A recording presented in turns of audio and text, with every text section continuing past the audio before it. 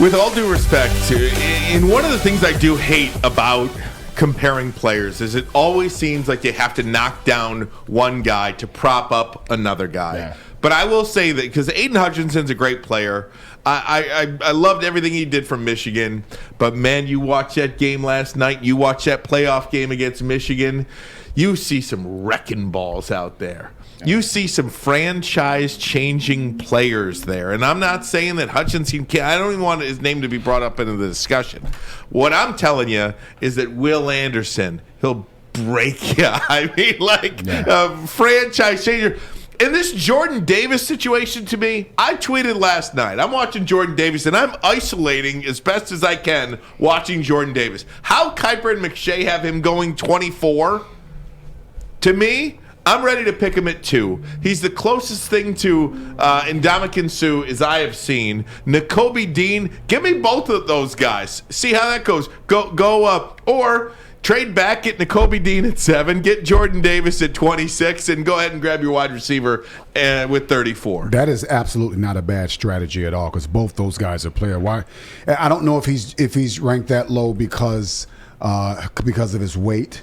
He may not run a good 40, but he can play in that box and up and down the line from sideline to sideline. So Jordan is an absolutely monster run stopper, and Nakobe Dean, I would love to see him in a Lions uniform. Braylon, my hot take, by the way, I was so excited to talk about that. You forgot to say it. I forgot to say what the hot take was. Jordan Davis at 2. I don't believe the Lions will pick either Aiden Hutchinson or Kayvon Thibodeau at number 2. I don't think they will take them. I agree. I don't know who they're going to take, but I don't think they're going to take them. I agree with you, but I'm going to finalize that. They're going to trade out of that position. They're not going to take Kayvon. They're not going to take Aiden Hutchinson. They'll trade out of that position because Jordan Davis will be there if they trade down. They literally have the Philadelphia Eagles to deal with. They have the New York Giants, the G-men, as you call Jets. them. They have the Jets to deal with. You can trade down and find. You have draft capital. Those four teams own the first 10 picks. You have draft capital. You have picks. You got leeway. You got some working room. I'm telling you, I think they trade out of that pick. But I'm not mad about that Jordan Davis and Nakobe Dean. If you can find a way to get both of those guys, man, you see how well it works when a team has a guy like Chris Jones. I mean, just look at what the Chiefs were able to do in that 8-game winning streak with Chris Jones in there. Chris Jones' name came up for Defensive Player of the Year. Chris Jones, and then you mix Melvin Ingram with him behind him. It's essentially the same thing. You put Nakobe Dean behind Jordan Davis. You now have a situation like Chris Jones and Melvin Ingram in the Kansas City Chiefs. So a lot of general managers and folks who spend time in coaches as well. They have a system on how they like to pick players, and a lot of people go best player available. No, your best need available, particularly for the Lions. What is your best need, and if that player is available? Because the best player available, if it's offensive player, you don't need to be taking them to Detroit Lions. You just don't. You need to be careful about that, because I don't see a can't-miss Hall of Fame first ballot offensive player in the first 10 picks in this draft. Some of the defensive needs that they have to go after the defense, shoot that defense first. Hey, I wanted to bring up the Jordan Davis. I do like him as well.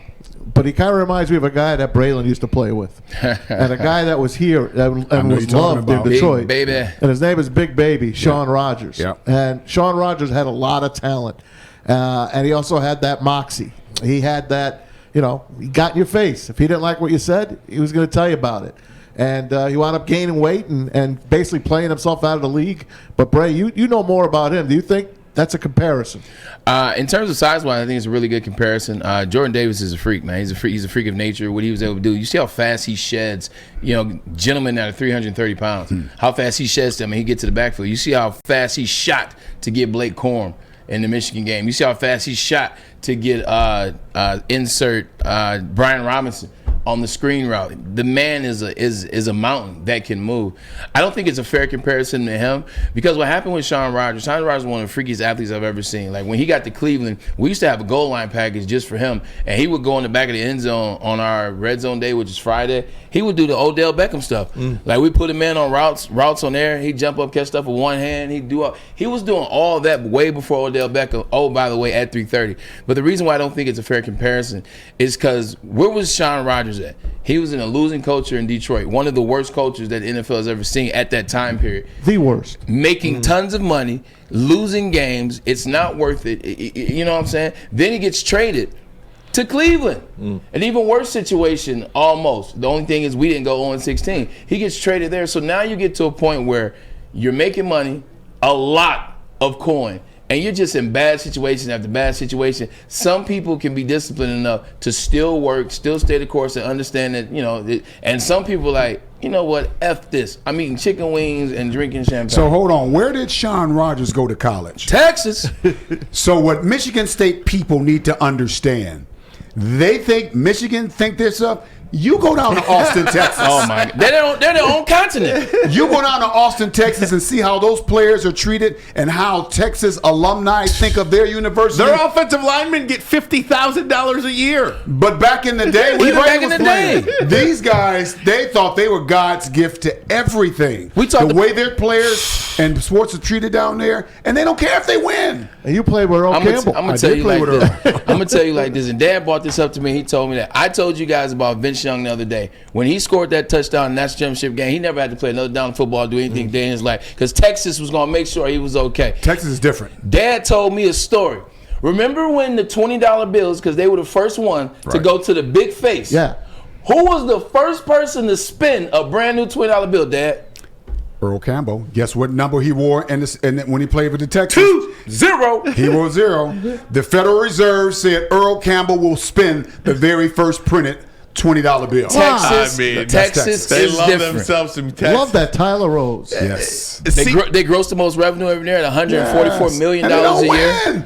And They don't Texas win. and Texas A&M is too. They It's will now, everything's Stan. bigger in Texas. They got the NIL down. Them and Texas A&M Texas A&M for sure. have the NIL down to a science. So we're talking about this coming from Shawn Rogers comparing Jordan to him. Yeah. And I think that's the total difference right there. I think he's coming from a program, unless they You find gotta work.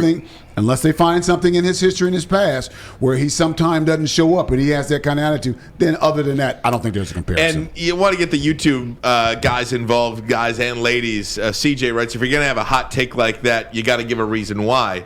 And the reason I believe the Lions are ultimately not going to take Aiden Hutchinson or Kayvon Thibodeau at number 2 is because those guys are really good players. Right. Those guys are really good Yes, players. they are. You heard the draft analyst, or I read for you the draft analyst, Yeah. what he said a couple of days ago. He said Aiden Hutchinson is a stand-up double.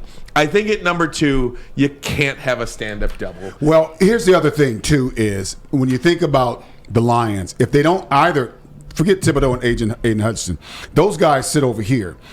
If you think about trying to get package, Jordan and the Kobe Dean together, those are not home run hitters. See, a defensive end or a pass rusher, those are home run hitters. Those are long ball hitters. Those are guys that can change the game no matter what happens. All they do is whop, whop, and they drop in the quarterback or getting him out of the pocket. Those are home run hitters. So when you look at either, if Nakobe Dean and Jordan came to the Lions, they both made all rookie in the Pro Bowl, but either Aiden Hutchinson or Thibodeau led the league in sacks. People will never forget it. They'll Yeah. never live it down. That's one of the differences, and the difference in the position that they play, it will garner more attention. Yeah, and I just think it's one of those situations where I'm actually rooting. I'm actually rooting for Brad Holmes and Dan Campbell now to not take either one of them, and I'll tell you why. Oh, Bray, If put David Ajabo on that shopping list. yeah, Okay? If they move down and David Ajabo's there, David Ajabo to me is anywhere between 18 and 32. okay. Only because he hasn't shown on film that he plays the run very well. Because what Ohio State did and what Georgia did is when he came in the game, they saw him, they audible to a run right at him.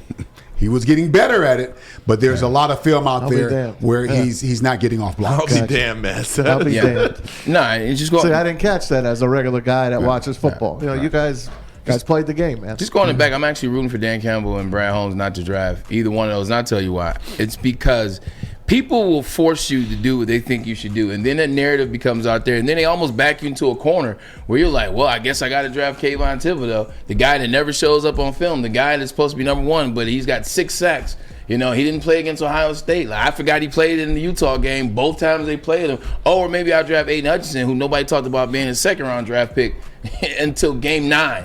this season. If they step away from that and just go with their morals, and they do the eye test, they actually do their research, they actually do their due diligence, and they're like, oh, you know what? Jordan Davis is the guy for us. He's going to clog the middle up there. He's fast. We'll get him some burst. We'll try to move up to get into Kobe Dean, or we'll figure out something with David Ajabo. If they do something like that, I want them to do that because it's standing on their grounds. They're not letting anybody push them. Hey, you go draft Kate Thibodeau. Hey, you go draft Aiden Hudson. I don't think they're the guy. I don't want to draft them. That's what I hope they do. They're going to coach the Senior Bowl. So that'd be interesting. But neither one of them are playing. Yeah, but let me be clear about David Ajabo.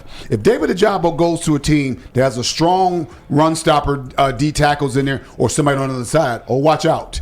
When he doesn't have to be responsible for the run, or when he pin his ears back, he can be very special. Not special, very special. And he's just starting out. Yeah, I think him coming to the Lions and they haven't shored up the inside run stop yet, or the opposite side, it could be a few years before he's get a chance to show what he can do. I got something. And we don't have that time. I got something for you.